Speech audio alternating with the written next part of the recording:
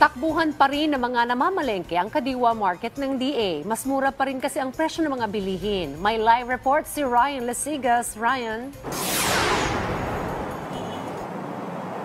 Dayan, Biyernes na naman ngayon at dahil Biyernes, nandito na naman tayo sa Kadiwa Store para i-attend yung mga presyo ng mga gulay at iba pang mabibili dito.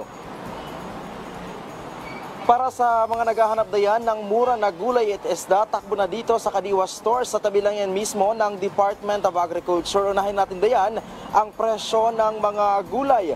Ang labanos ay nasa 60 pesos ang kada kilo. 30 naman ang kada kilo ng sayote. Ang pechay bagyo nasa 50 pesos ang kada kilo. Ang cabbage mabibili din dito dayan sa 80 pesos kada kilo. Carrots 100 pesos kada kilo.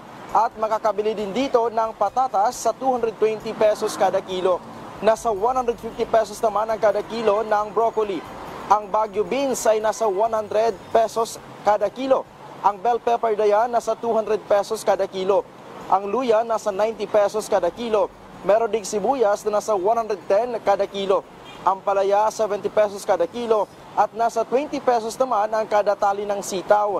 Sa mga gusto namang may sabaw yung kanilang ulang ngayong Biyernes dayan, abay meron ding isda dito sa Kadiwa Store. Ang paborito ng lahat na tilapia nasa 140 pesos ang kada kilo. Ang bangus mabibili sa 200 pesos kada kilo. 350 pesos naman ang kilo ng yellowfin at ang talakitok.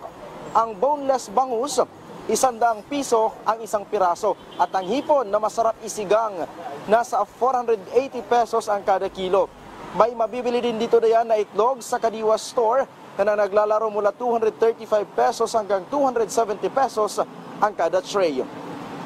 Dayan hanggang sa mga oras na tayo tuloy-tuloy pa rin yung pagdating ng mga kababayan natin na bumibili dito at magtatagal yung Kadiwa Store hanggat may available pa ng mga stocks dito sa Kadiwa Store. Dayan. Ayan, maganda sumugod na dyan at pamili ng mga murang bilihin. Maraming salamat, Ryan Lasigas.